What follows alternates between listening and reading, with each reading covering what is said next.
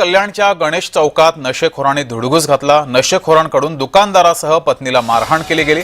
मारहाणीची घटना सीसीटीव्ही कॅमेऱ्यात कैद झाली आहे। नशेखोरांकडून गाड्यांची तोडफोड सुद्धा केली आहे। अडिवली ढोकळी परिसरामध्ये ही घटना घडली आहे। नशेखोरांमुळे नागरिक मात्र त्रस्त आहेत।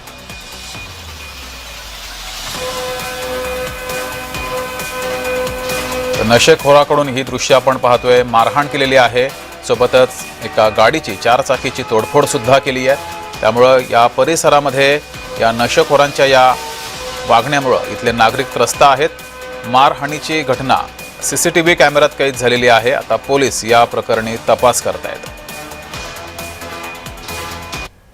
आज आडिवली राजाराम पाटील नगर गणेश चौक येथे सकाळी 6 वाजता काही जे नशेडी आहेत त्यांच्या मार्फत इथे आज दंगा केला। त्या लोकांनी गाडी फोड, तसंच रिक्षावाल्याला देखील मारलं आणि दुकान आहे किराणा दुकान त्यांचं देखील, त्यांच्या धीराला, त्यांच्या बायकोला, दोघांना पण मारहाण केलेली आहे। महानगरपालिकेला एवढीच विनंती आहे, हे अशा प्रकारे वारंवार काही ना काही घडत असतं, त्याच्यामुळे ती बीट चौकी आम्हाला लवकरात लवकर राजाराम पाटील नगर येथे पेट्रोल पंपच्या इथे देण्यात यावी।